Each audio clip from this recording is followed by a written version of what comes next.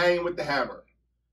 Today, I get the privilege of interviewing Zach Jones, the drummer for Sting this year on tour. And Zach is a special person in my life. I've known him since he was a child.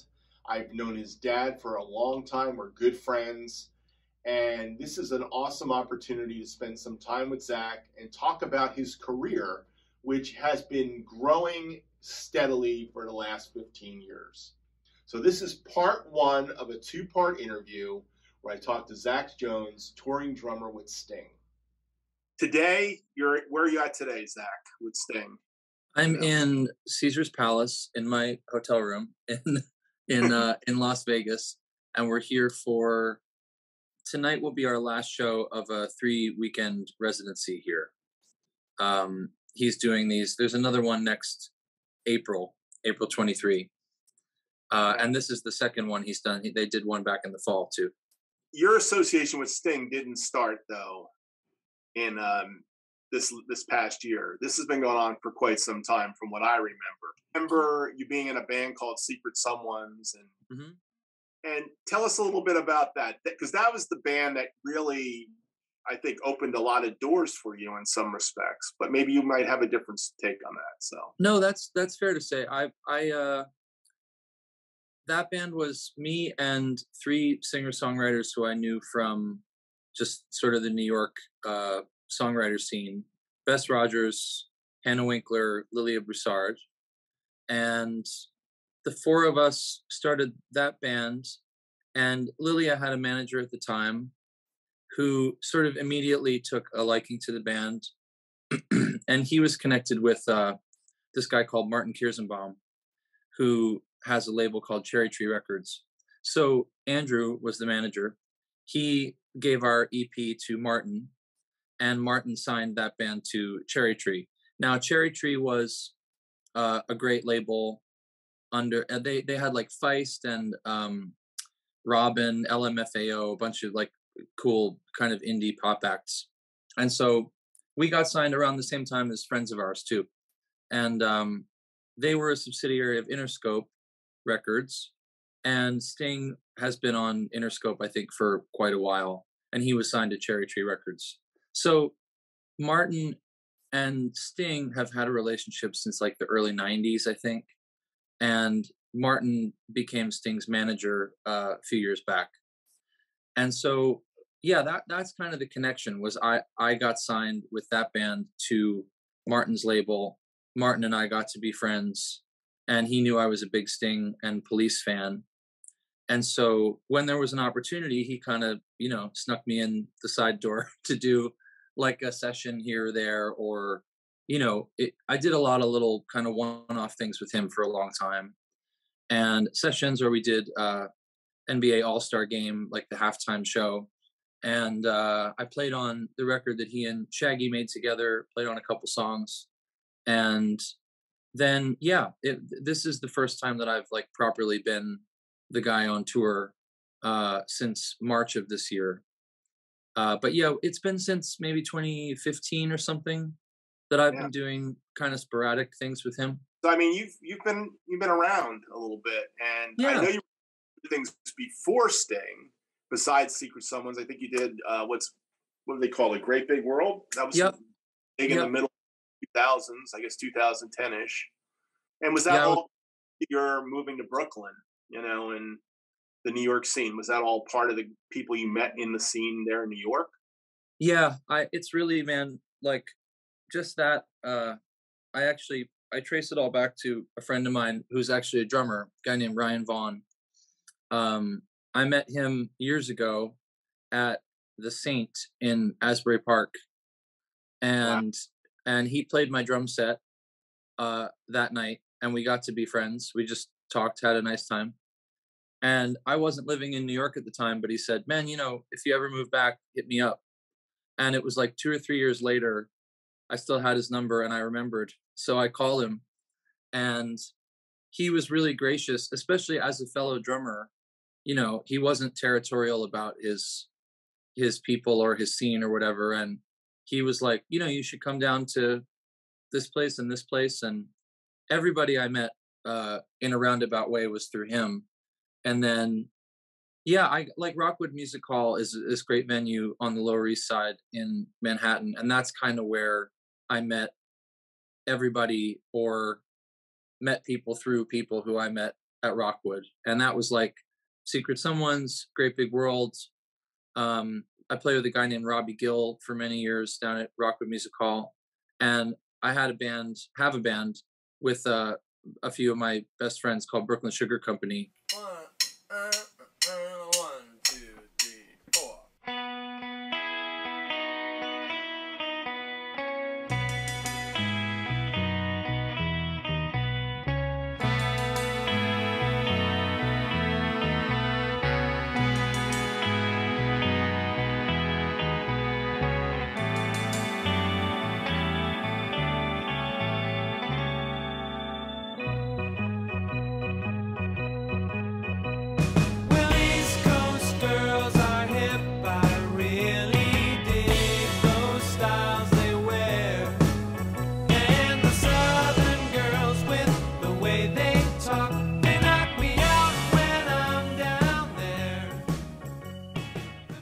I say had because we haven't played in a while, but it always exists. Yeah, those guys, like we did, sessions and side gigs and stuff together, and so it's all kind of offshoots of this community that I met downtown in Manhattan, and that was like 2000, I don't know, 8 or 9 when I moved back to the city and started sort of getting plugged in. It's kind of interesting because I know your dad's background. If I was to talk about your dad, Dave Jones, yeah, and I say one thing about Dave's music career is he's a working musician. So how much dad's influence got on you when it comes to being a working musician? Because you're really a working musician in town. Yeah, a lot. I mean, his dad was also a musician. My grandfather, Bob Jones, played sax and clarinet and gigged like down at the Jersey Shore for many years. And my dad and me and my granddad, there's a few clubs that we've all played on Long Beach Island, which I think is cool. But yeah, my dad, like, always worked as a musician, and obviously led the music at church, which is how, you and I know each other. And he's also a luthier, does guitar repair and stuff. But the big thing I got, other than like just a lot of support and musical advice and knowledge, was he's always kind of instilled in me like it is a job. It's the thing that you love to do. It's your passion, but it's also like a skill and it's a trade. And some days, feel more like a job than others, but it beats working for a living, as they say. So it's like he always really kind of put that in my head. And also, if you want to work as a musician, I think he doesn't read music. I think he sort of regrets not having learned how to do that earlier. And so he got me to read music early on, and just like, practical things that I think you don't think about when you're 12 or 13 and you just want to play.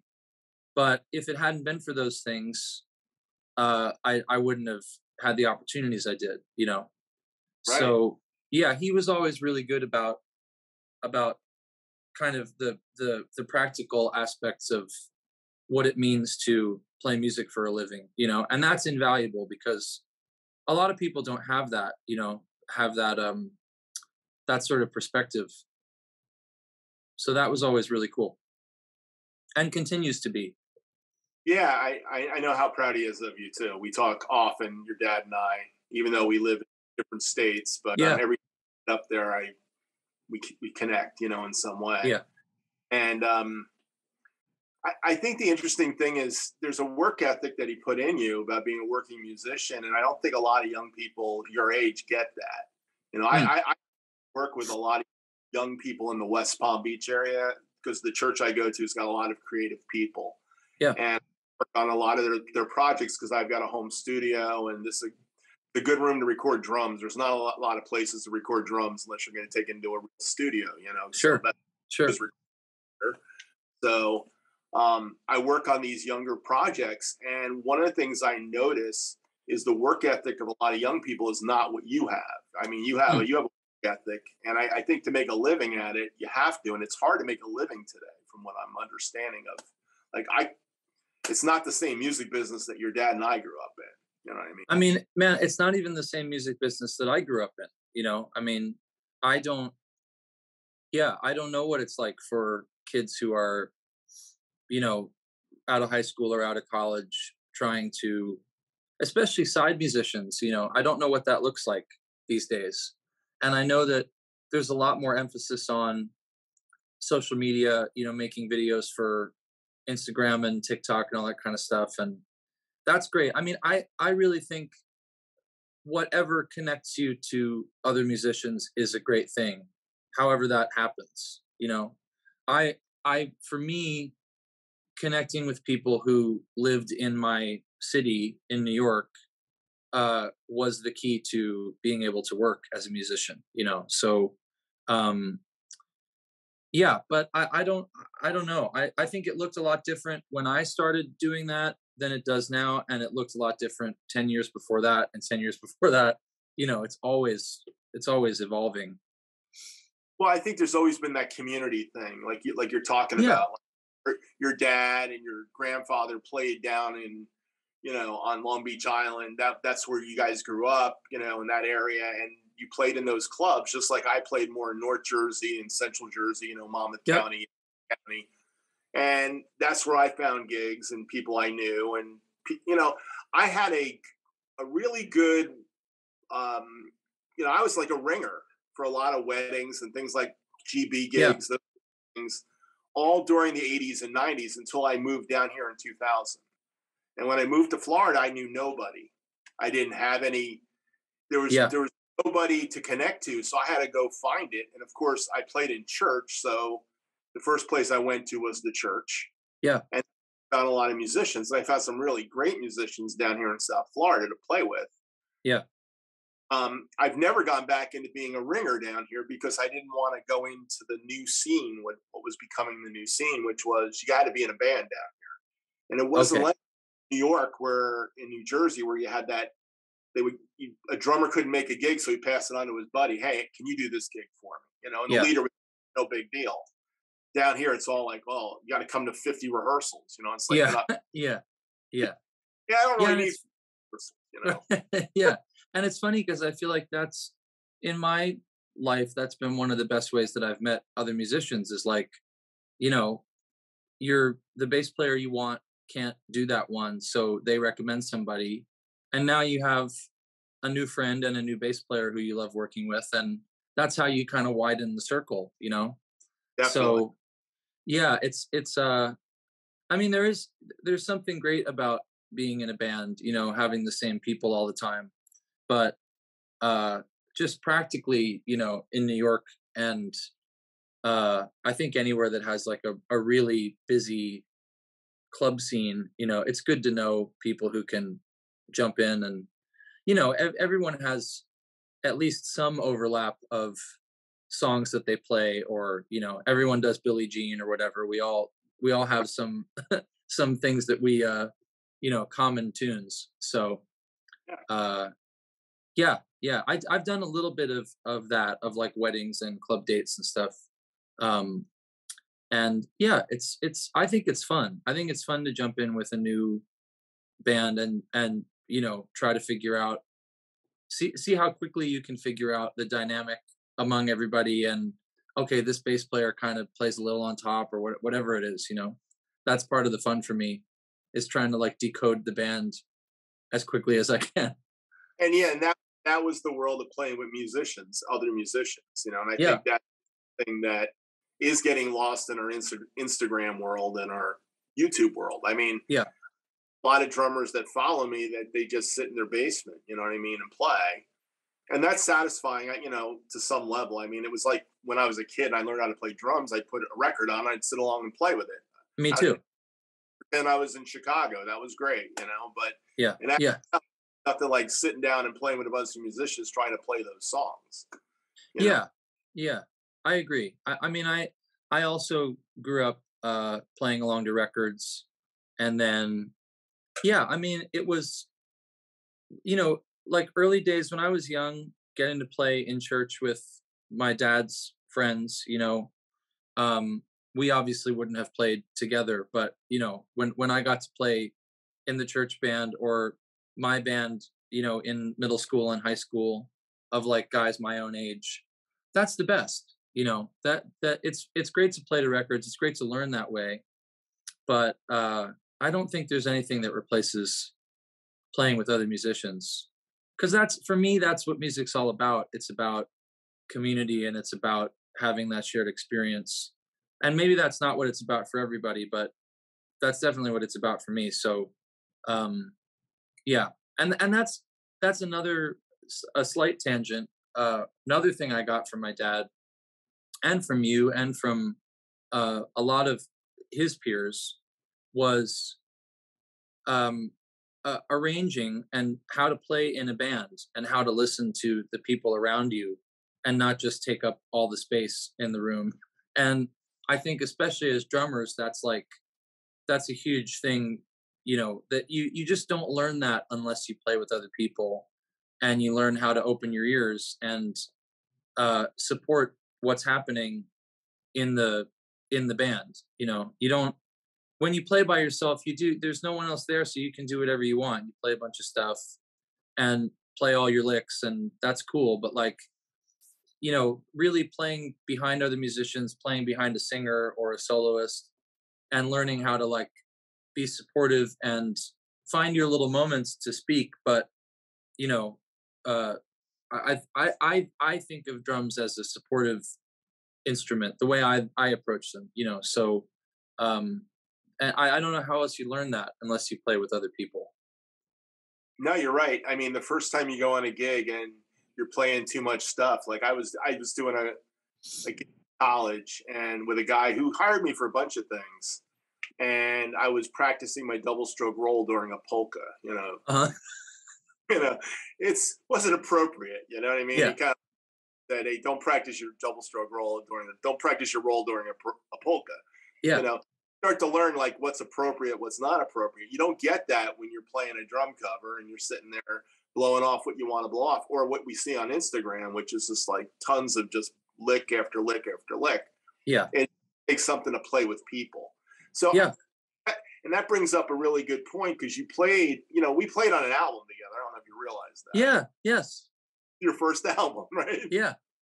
Yeah. That's right. That was a funny time, and we recorded it in a funny way.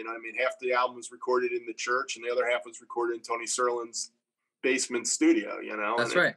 Yeah. Well, it was great that you had the opportunity to do that. You were young enough, and you had the groove, you had the pocket, and your dad was big on pocket. Your dad was big on this thing down. And if you started too much, he would let you know real fast. Yeah. Yeah. That's your dad. So yeah. Yeah. That's helpful. That was a really helpful thing. So let me ask this question, because it goes to playing with Sting for a second. Yeah. I don't want a lot of time there, but I mean, you're filling shoes that guys like Manu Katché, Vinnie Colaiuta, yeah, Freeze, and Keith Carlock, I believe, has been and Abe Laboriel Jr. So how have you approached that, stepping into those shoes of giants? Because you've done a great job with it, apparently. Sting likes, Yeah, I mean, Abe Laboriel on the McCartney gig is a huge inspiration for me, because I feel like he is so good at kind of nodding to the records and nodding to Ringo and all the great Wings drummers, and but doing his own thing with it and making it sound like this is the band that's playing this tonight, and we're not trying to sound like the recording. So that's been a big inspiration for me. And honestly, no one on the bandstand wants you to play it like the record. These guys, like Sting and Dom especially, they've been playing these songs for so long. They're looking for your interpretation, sort of. Wow. So I try to I'm a huge fan of all the guys you mentioned, and obviously of Stewart. He's like a huge influence on me. And I heard so, isn't that true? He's your dad? And on drums, the son of Stuart Copeland, Mr. Zach Jones. Oh, I know it's Philadelphia, but we're going to sing about New York. 1, 2,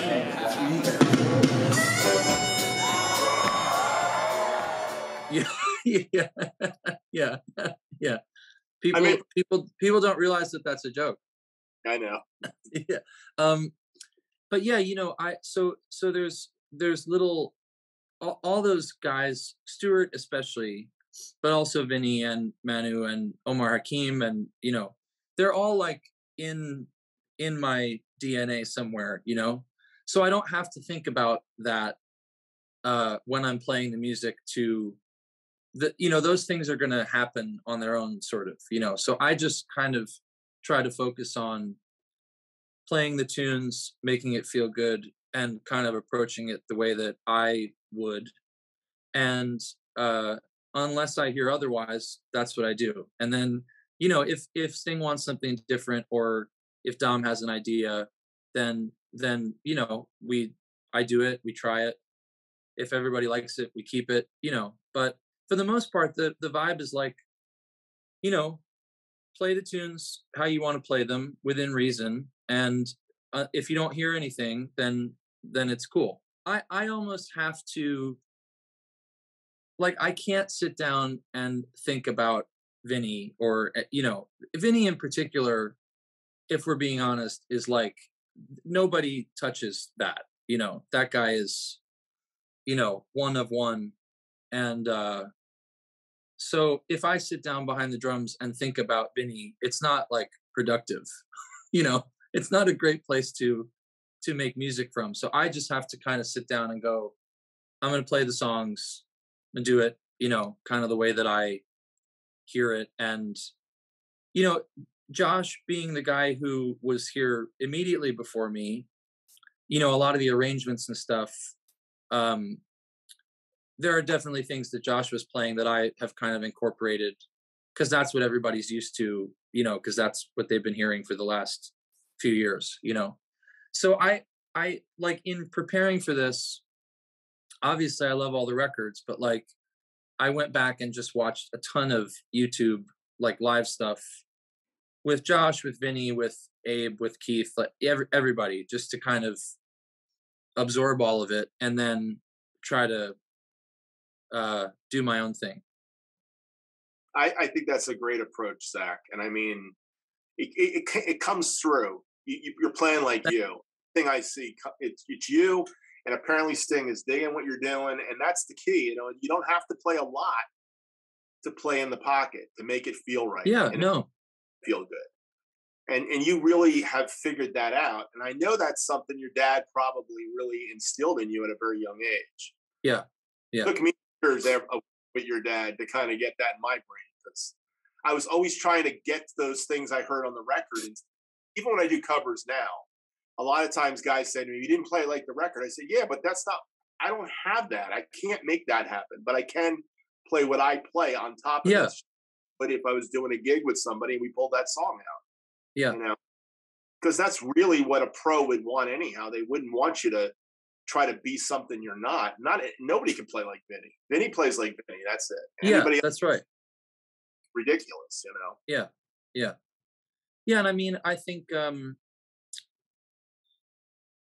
I don't think it's as interesting for me as an audience member. It's not as interesting to go see a show and see a bunch of people kind of note for note recreate something, because I mean, if Vinny was playing drums, he wouldn't play the stuff that he played on the record.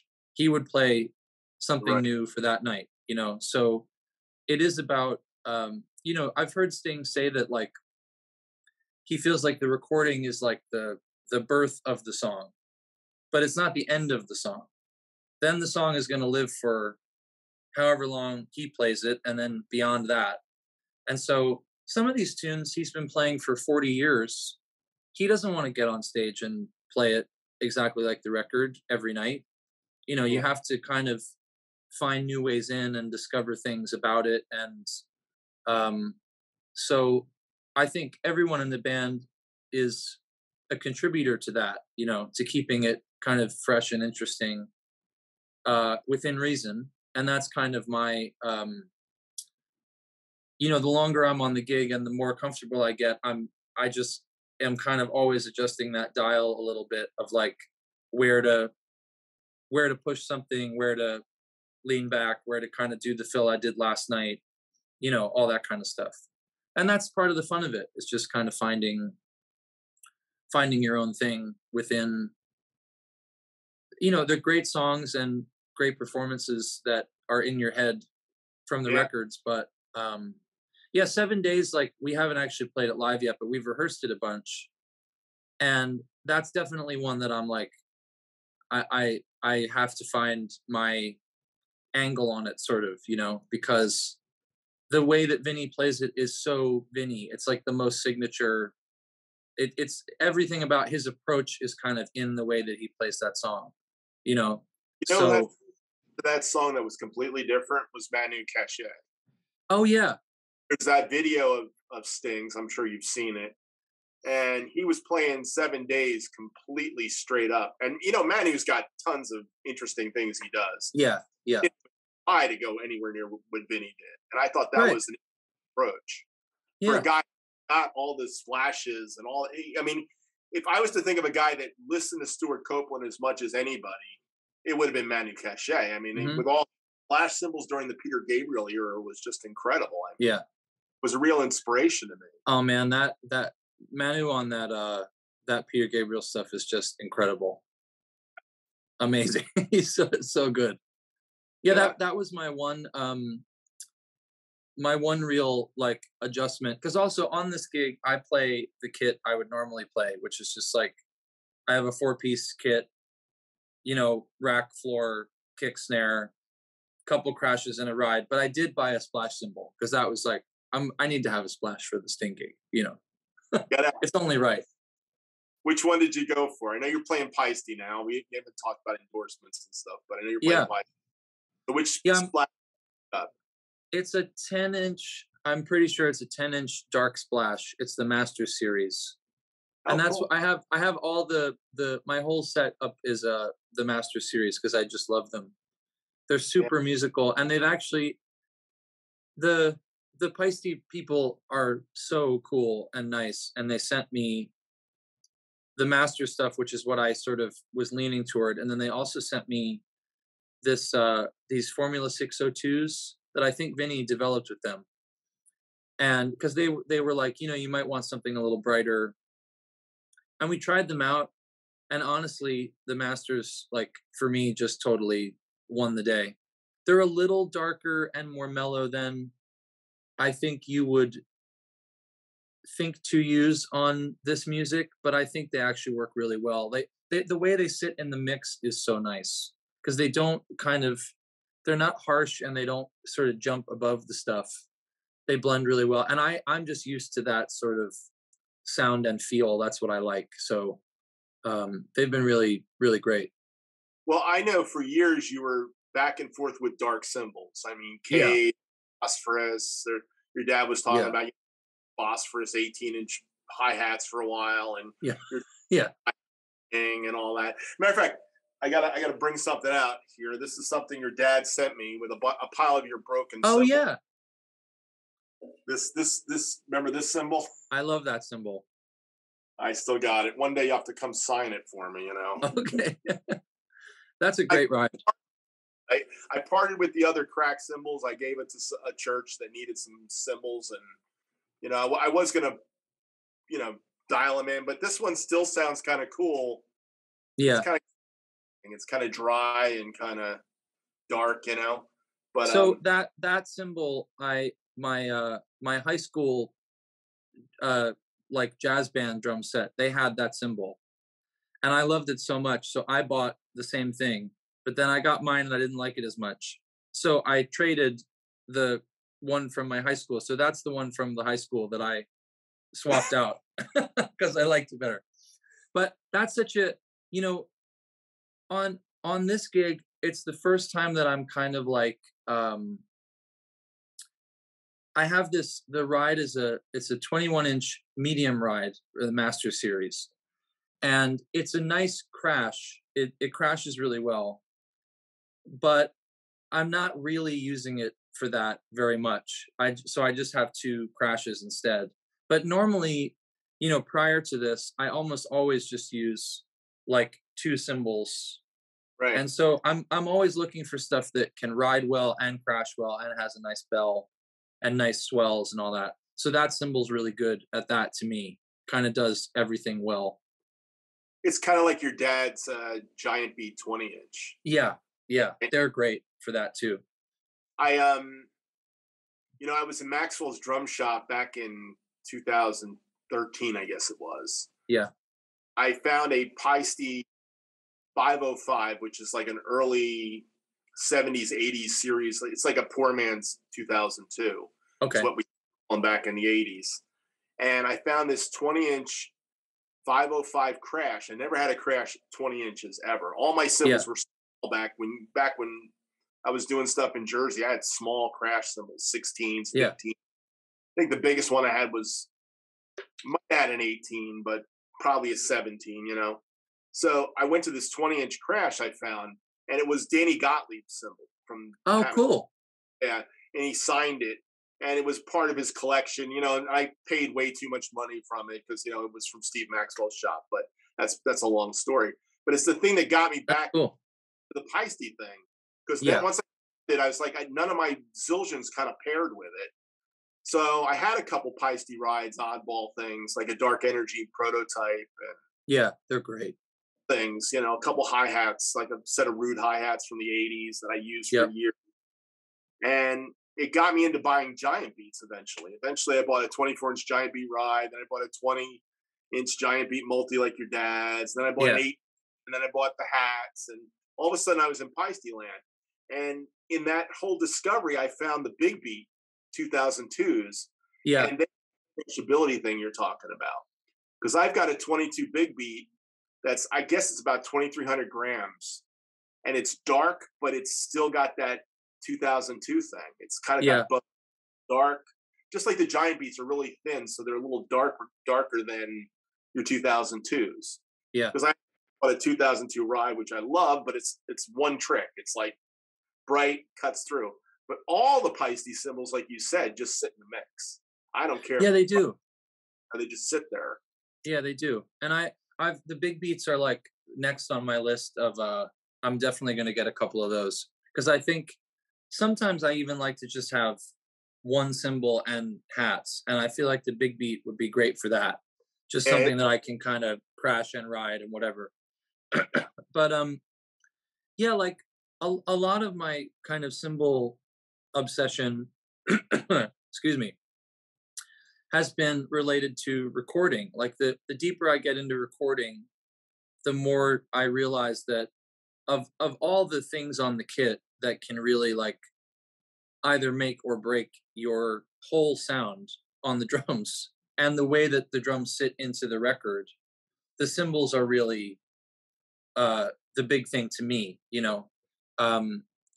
Because if they're too bright or too whatever, they start to get into the other mics. They you know, you have to EQ the overheads like crazy because the guitars can't speak, and there's all these little ripples that kind of happen if you bring the wrong cymbals to a session. And so that was one of the reasons I got into sort of like the bigger, darker thing. And that was a lot of Steve Jordan was like inspirational for me, because he plays like 17-inch hi-hats and always uses big cymbals. And every time, you know, you hear him on a record and he's just like, he just sits in the mix perfectly, you know, and you get the feeling that they don't have to do a lot to the drums to get that to happen. You know, they can just kind of sound like they sound and fit within the mix. And so that's what sort of led me down that rabbit hole. And then the Paiste thing's been amazing because I think more than any other cymbal company that I've seen, if you go on Paiste's website and you go to the, like, you know, the sound files, if you listen to a 21-inch medium ride on the website and you buy one and you get it in the mail, that's what it sounds like. And that's pretty remarkable. You know, I remember, you know, I would go to Maxwell all the time in Midtown to buy cymbals, and I would sit there for a couple hours and just play stuff because, you know, you find a beautiful cymbal eventually, but they're not very consistent. Like a lot of the K Constantinople's and the Istanbul stuff and whatever, they're great cymbals, but it takes a little more digging, you know. I agree. No doubt about that. I think it's really invaluable, especially if you don't have a drum shop locally, or if you're on the road and you break one of your cymbals and you need a replacement. It's nice to know that the one you get is going to sound like the one that you just broke. You know, they're really consistent. It's impressive. I didn't really, you know, I didn't realize it was as dialed in as it is until I experienced it myself. Well, maybe you'll get to the factory when you're in Europe this next tour, you know. Yeah, I'm hoping to. That'd be great, you know. Yeah, we're going to be in Switzerland at some point, so I would like to do that. Yeah, that'd be awesome for you. Yeah. Agree with you. I mean, I played Sabians for 20-something years because they were poor man's Zildjians at the time when I bought them. And now Sabians cost more than Zildjians. But that said, I have a set of Sabians. I got a set of Zildjians. I got a few Istanbuls hanging around. And they're great for live gigs. Yeah. But they're the same as the Paistes. And that's why most of my videos have got the Paistes on them, because there's something about the way they sit in the mix. I don't have to mess with them at all. They're right there. Yeah. You know? And it doesn't matter if it's a 2002 or if it's a Dark Energy or it's a Giant Beat. They all have that same thing. So yeah. I'm a big fan. I'm a big fan of Paistes, and I'm glad I finally got there. It took years. Yeah. To afford Paistes, but you know, I got them. But I'm really happy you got them. And those 15-inch 2002s that you gave your dad, those are nice. They're great. Yeah, really, that was Dad's Christmas present last year. He sort of dropped some hints that he wanted the sound edges. So that's what I got him for Christmas. They're great. Speaking of people that you've been influenced by when you were young and your career, the guy who I hear his name all the time from your dad, and I heard him from you, and I know him only by name, and he probably only knows me by name, which is Tim Tucker. So tell me about influence on your life, because I mean, I know he was your dad's like favorite drummer as a youngster. Yep. You know, so we played together, and I would always hear about Tim Tucker, and it's like I've heard lots of stories, but I've never met him. So yeah. You know, tell me a Tim Tucker. He's basically my uncle. You know, like he and my dad were best friends since they were kids. They were in their first bands together, I think, you know, played in bands all through their 20s and stuff. And so Tim, I think it was my Uncle Ike's wedding, I want to say. There's a story about me. I was little, like 2 or 3, and I just like sat down in front of the bass drum while they were playing. And that would have been Tim Tucker's kit. He has a really nice recording custom kit that I've always loved, and still has them, and they still sound great. And Tim and you and Rayhan is the person I always have to mention. You 3 guys were like so supportive, always answered all my questions, let me play your drums, let me hang out. You know, that was a big deal when I was a kid. And I started playing when I was 9. I think I was probably interested in drums a little before that, and definitely interested in music before that. I tried to play guitar, tried to play keyboard, sort of got bored, and then picked up drums. And I picked up the other stuff later. But Tucker, you know, like you and like Ray, always just, you know, let me get on the kit, let me sit in for a song, let me ask questions, showed me stuff. You know, that was a big deal, because we didn't have Drumeo in those days, you know, so it was like you had to ask somebody. And you know, I never really had like a formal teacher until later. So you know, the first few years that I was playing, it was really just you guys kind of helping me out, and showing me stuff. When did you start taking formal lessons? Was it in high school you took a few lessons at a drum shop or a music store in town? Or? Yeah, I had a great percussion teacher in middle school and high school, a guy named Tom Murphy, who he taught me like, classical percussion, like timpani and mallet stuff and all that, but also he's really kind of the reason I can read drum charts. He's the one who just sat me down and kept sticking charts in front of me until I could sight read. It was just trial by fire, sort of, which was huge because I did a lot of and even until recently I've done a lot of musical theater in my life in the pit. So being able to read is huge, and being able to double, if you need to pick up timpani mallets for a couple songs or whatever, it's good to have that stuff. So yeah, Tom Murphy was big. And then my first real drum set teacher, I think, I studied with Bernard Purdy. I took a few lessons with him when I was in high school, which was amazing. I remember that. Yeah, that was a trip. And I, just incredible to be around him and sit close to the kit while he played it, and get to hear what he does. Right. And I picked up so much from him that I still use, and like I almost always play with the butt end of my left stick, and that was a total Purdy thing. That was like him all the way. Then I studied with a couple guys at the Drummers Collective in New York, a guy named Kim Plainfield, who passed away, which is really sad. A couple years ago, he died. But amazing drummer, played with the Pointer Sisters, and he was a great teacher, and he really taught me like all kind of like four-way independent stuff, which I hadn't really learned at all. So just getting my limbs to do different things. And then a guy named Peter Retzlaff, who was also at the collective.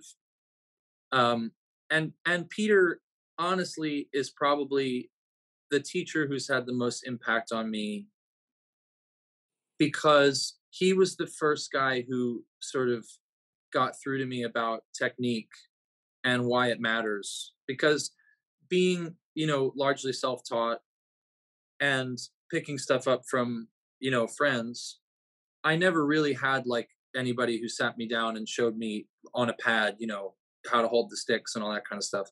And so when the few times that someone would say that, it was always like, well, this is how you're supposed to do it, or this is the right way you have to learn how to play a, triple Radamacue or whatever. And I was just like, why?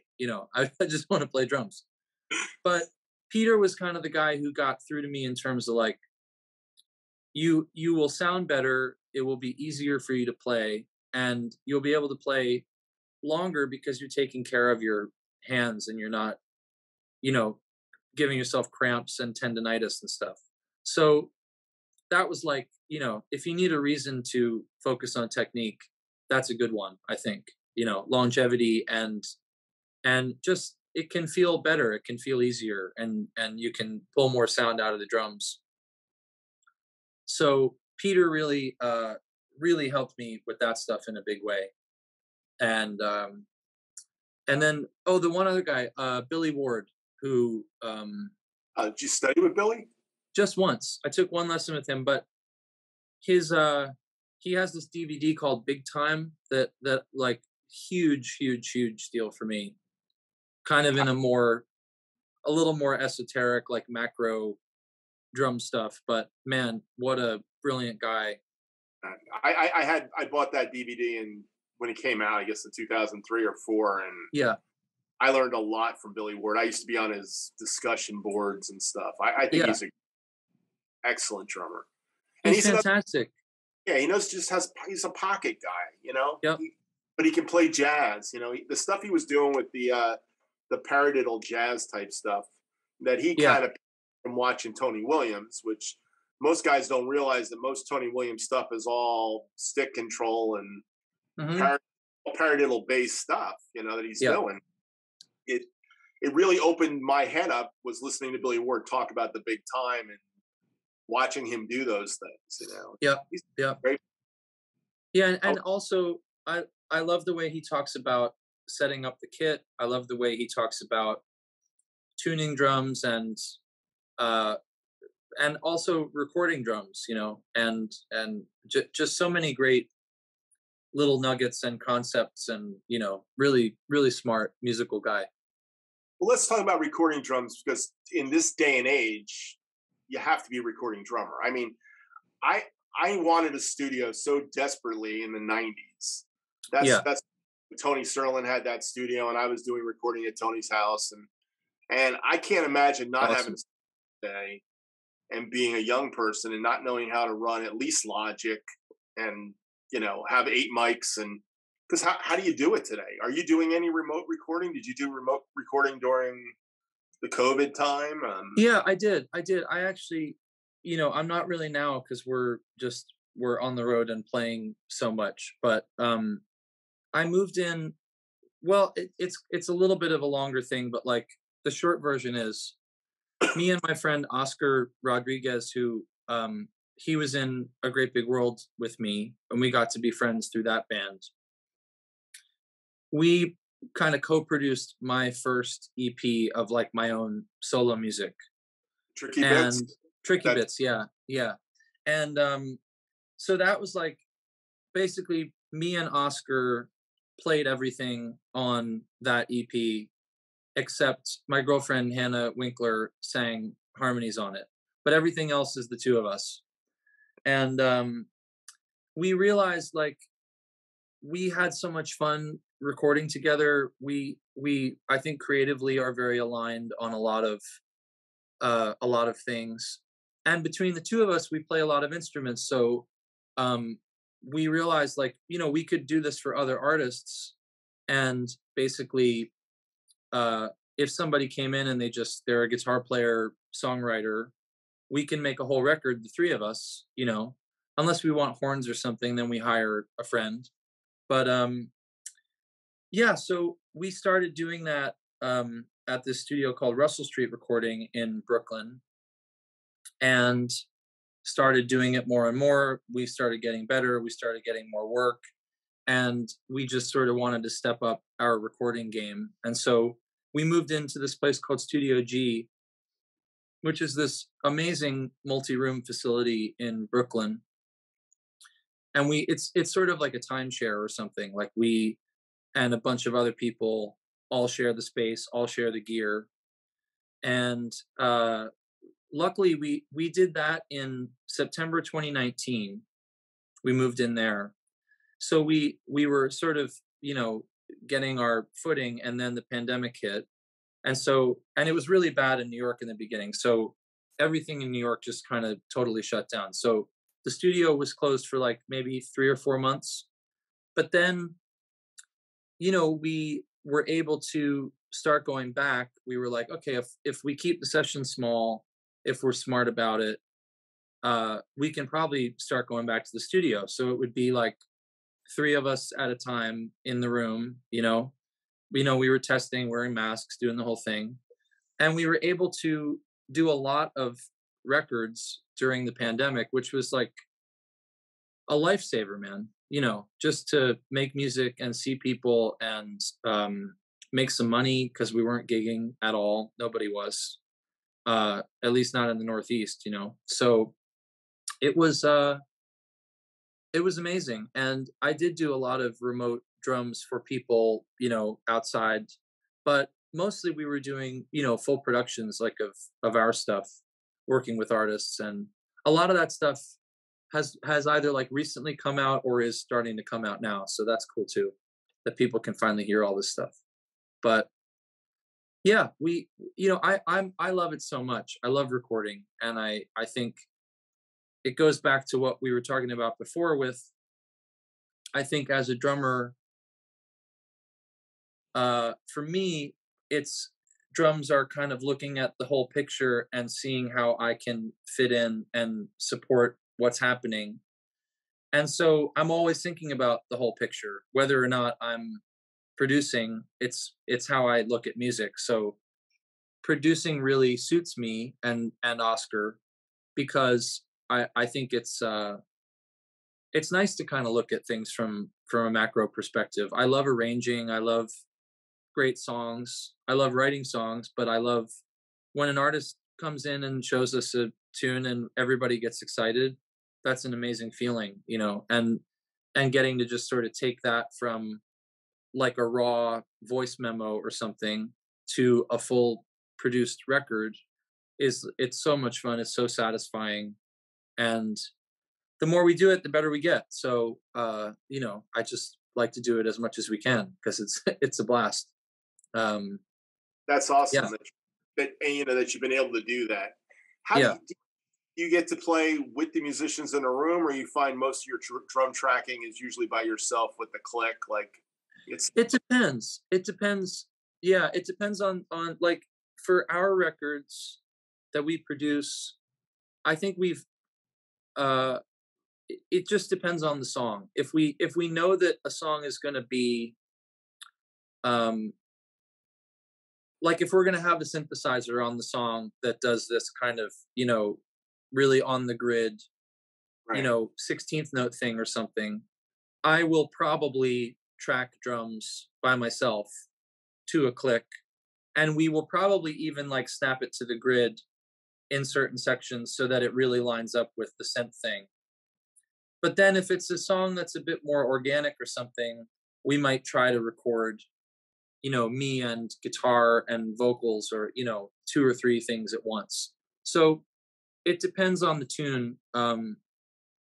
There's a song that just came out by our friend Elizabeth Wilde, W-Y-L-D, and the song's called How Am I Still Holding On? And that was me on drums, Oscar on piano, and Liz singing, and that was like one live take that the 3 of us did, and then we did a few overdubs, and that's the whole recording. Oh.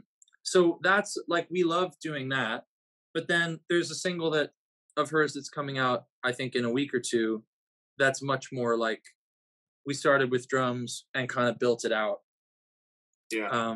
So it depends on the tune. And then on other recording projects, yeah, like sometimes people will hire a whole rhythm section, and that's really fun because it's really fun to play off of other people. But a lot of times these days, it's often like click and like a scratch vocal or something, and then I track to that. So when you do that, you really have to be able to see like 20 steps ahead where, like, you know, if I do a fill here, it's going to affect everything else that goes on top of it. So I better be really mindful and really tasteful about the stuff that I choose to do, you know? I know. And it's a different way of approaching music, you know? Yeah. And the toughest things for me, to be honest, and probably why I don't do as much recording as I probably could do, having a studio space, is that unless I'm working with people that I know how they write, it's kind of tough because you don't get a lot of that space when somebody sends you a rough guitar track that's not even in the pocket. Sure. They say, just play this groove, you know, through the whole thing, and they're going to chop you up. It kind of like there's not a lot of inspiration to do that stuff. No. And it's those times that I think you have to really lean into, like, all right, this is my trade, and I'm clocking in and I'm doing the thing that people want me to do, you know, and it's not as creative, it's not as satisfying. But man, I've played on some stuff where I play the drum track to the click, and I'm like, I don't know what this is going to sound like, and then I hear the recording and it turns out great. So you never know. If you have a good producer or a good artist and they have a vision for it, it can be good to just sort of lean into that and go, all right, well, I'm going to put my hands up and I'm going to give you guys what you want and hope that you're right. And it's interesting. There's so many ways to go about it, recording, you know. I mean, there's a million different ways to make a great record. So, but it still starts with a song, right? The song is really what it's about. I think so. Being a great song, it plays itself almost. You know what I mean? Yeah. And I think a lot of a lot of the studio work, this is a term I've heard from other studio musicians, you know, you're polishing a turd, so to speak. You know, you're right. That's what you get paid for. You know, I have some friends who do sessions in Nashville and stuff, and not everything's a creative session. You're right. Sometimes you're just going in, you're laying it down, and you do what you do, and that's what you do. You have to do it. Yeah. And make it, you know, so it's what we do. It's our trade. It's what we have to do. Yeah, that's right. Maximum creativity, but it's nice when you get in those sessions where you do feel that way, where you. Oh, it's a dream. Yeah, it's so fun. And I mean, you know, when I get hired to play drums on recordings, yeah, it is what it is. I mean, you know, whatever the project is, I just have to do my best, and I still try to bring as much creativity to it as I can, but ultimately, you're in a service industry at that point. You know, you got to give the artist and the producer what they want, even if you don't get it, because they're probably seeing something that you're not. But from when I get to produce stuff, yeah, it's like the first thing we do is listen to the songs and make sure that every song is something that we're excited about working on. Because you're going to spend a lot of time with these songs, and then you're going to release them, and you want to feel like everything that you do in the recording process is in support of this great thing.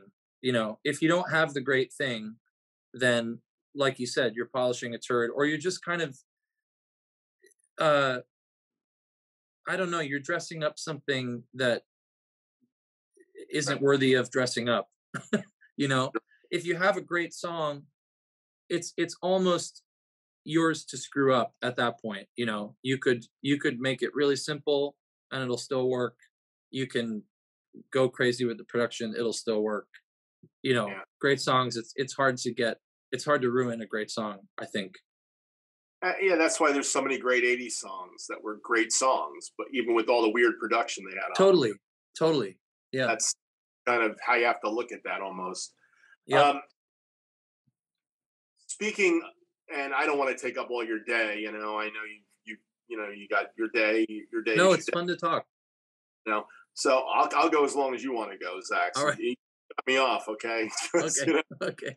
I'm known for having long shows. That's kind of my. So even if I two-part this thing, it's somehow.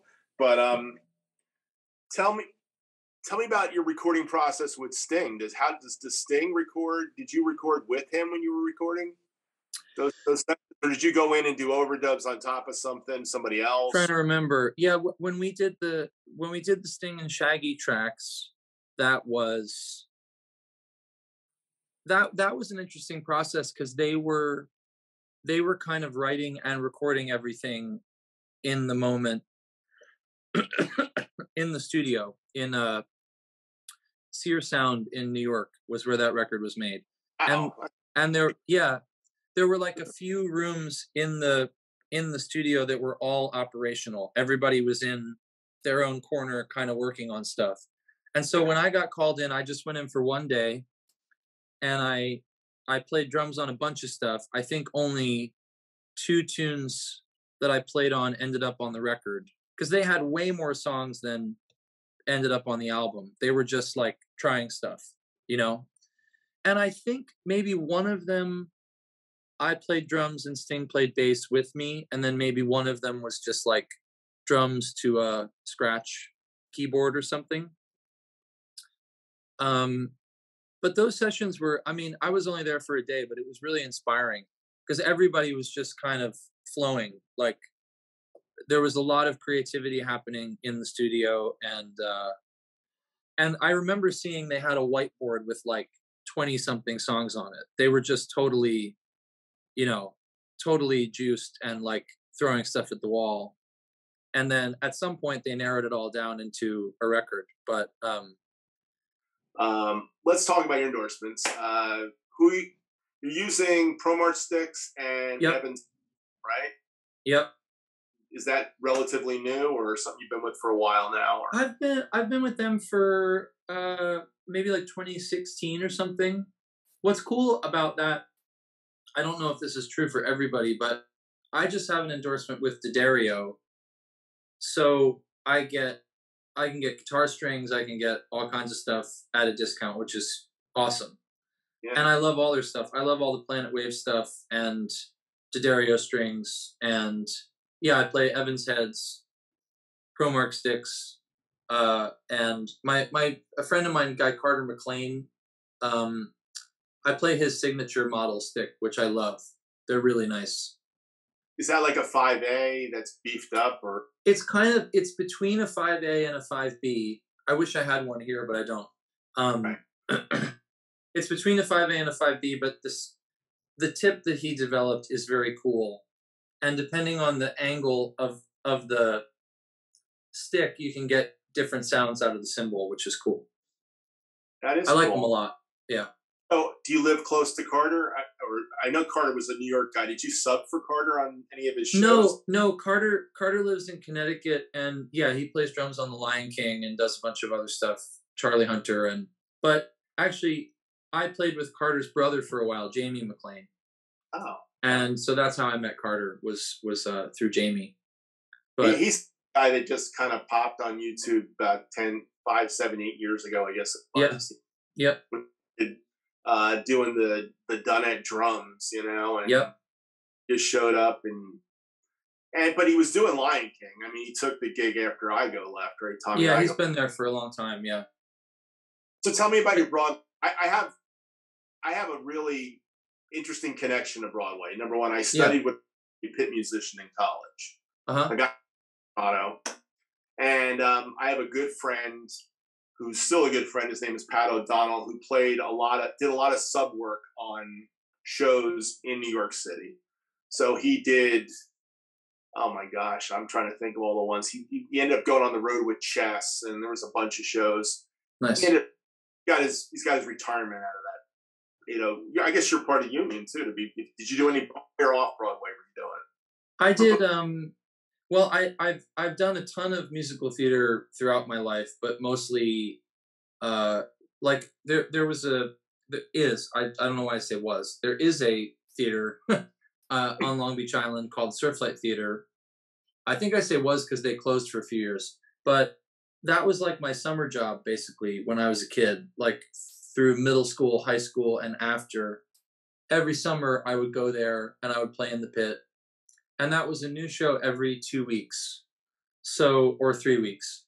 So you're constantly reading a whole new musical, top to bottom, every couple weeks. Just when you kind of get the hang of one, you learn another one.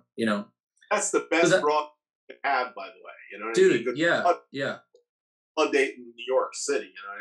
You play the same show every night. That gets so boring after a while. You have to send. Because you can't handle doing it, you got to go do something else. Yeah, it's nice to have the variety, Yeah.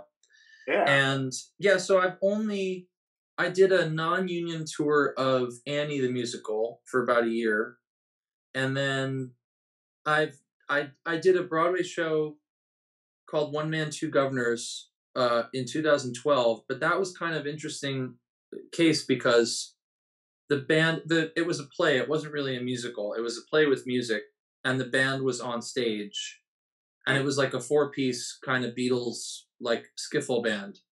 So I actually got hired to swing. So I covered for the drummer and I covered for the lead singer, guitar player, and I had to learn how to play accordion and harmonica and all this stuff I hadn't played before. But that gig, that was a blast, and that was like a huge education. I learned a lot from that gig, and so that was the only Broadway gig I had that was like my thing. Right. And then I subbed a friend of mine, this guy Spencer Cohen, who's a great drummer. He was the drummer for Tootsie the musical a few years ago. Yeah. And I subbed for him for a little while, which was cool. And I gotta say, the first time I played that show, easily the most like stressed, pressure, high stakes, including the first time I played a full show with Sting, because there is something about there was no, when you sub on Broadway, there's no rehearsal. Right. There's no nothing. The first time you play the show is a show for a paying audience, and it's a full musical. And Tootsie was like a lot of music, and it was all over the place stylistically. And you have a camera, and you're following the conductor, and you're reading all the charts. And you've never played on this drum set, and you've never played with this band, and and if the tempos are off, it can mess up, the set change gets off or whatever. I mean, that is like, yeah, going into that cold is really a wild experience. But no, what did I say? I don't know. I thought you said going into that cult. I thought you. Oh no, going into it cold. Oh, cold. Okay. Yeah, yeah. Even though, like, I watched Spence play it in the pit like maybe 3 or 4 times, and I rehearsed it on my own. They'll send you like a Dropbox with like the footage of the conductor camera, and you'll get all the charts and all that stuff. But still, man, when you sit down and you hit the downbeat, and you're like, well, see you on the other side. It's like it is quite a feeling. I mean, I've done some shows, not Broadway at all, but when I was in college, that was one of the things I did in college. I did Grease, I did, I don't know, The King and I, and I think I did Maine, and I subbed for somebody on that, and so I had some experience. And of course, my teacher was a Broadway pit musician, so I sat in the pit of Dreamgirls when I got to do Grease that year. I was one of the Grease. So he brought us down into the pit and got to sit in Dreamgirls. He was the percussionist. So I know that world. And of course, my friend Pat O'Donnell, who he did it for years. It is very stressful, very. Yeah. Especially to sub. Yeah. Subbing it's intense. Yeah. So definitely. Yeah, because the first full gig I did, like, proper full show I did with Sting, we rehearsed a couple times. I already knew most of the songs really well, and then you get up on stage and you're playing, there is some freedom to play how you want to play. But when you do the pit thing, I needed to sound like my friend Spencer. On top of all the other stress is like, I have to play this like he plays it, and try to make the same choices and try to, nail the fills. And it's a real trip mentally. I heard your dad told me a story about you were working with a conductor who didn't like your rim click because you were using the back end of the stick. That was that show. That was Tootsie. Yeah. I always, like I said, I always play with the butt end of the stick. And her ears were amazing, man. She was like she was all over that kind of stuff. And I remember she just said, yeah, your rim shot sounds different than Spencer's. And I was like, wow. So from then on, I played it, with the front end of the stick, so it sounded more like when he played it, That's crazy. But for me, I don't think you do a rim click unless you use the back end of the stick. That's why I started playing with my left hand's almost always flipped over, just like yours. Yeah. I'm of the same mind, but to each their own. Yeah, no. And when getting paid to do a gig, you do it the way they want it. That's part. Totally. You want this, I play this. You want that, even if it doesn't make sense to you musically, you go, okay, this is what you want, I'll give you what you want. Yeah. Yep.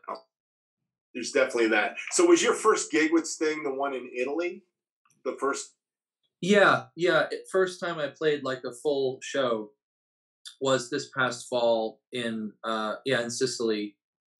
And that was I just subbed in. I think because I think that gig was like a makeup gig, like that had gotten canceled because of the pandemic. Right. And I think Josh already had a commitment. So yeah, they called me and I subbed in, and it went well because I'm here. I mean, just getting to fly to be in Italy, that's just amazing right there. I mean, the whole thing was like, my experience always with Sting has been like, every time I get called, I think, well, maybe this is the last time they'll call me, and if it is, then I'm gonna soak it in, and enjoy it. And that was no exception. I was like, just the whole experience, getting to be over there.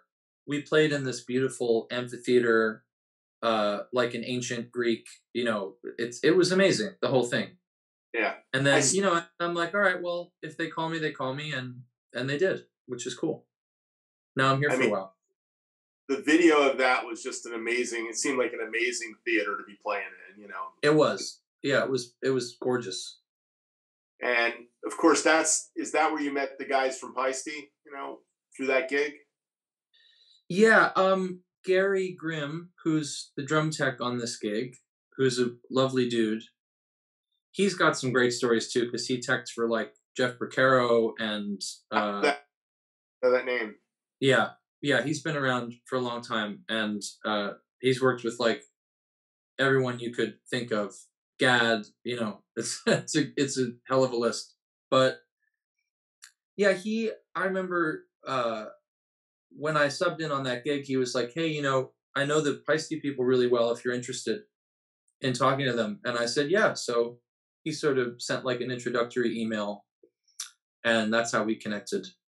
But yeah. Oh, the other thing, just because we haven't mentioned them yet, is CNC drums. I play CNCs, and they're fantastic. They're like father and son company out of Kansas City, and I love their drums. They're so great, and great guys.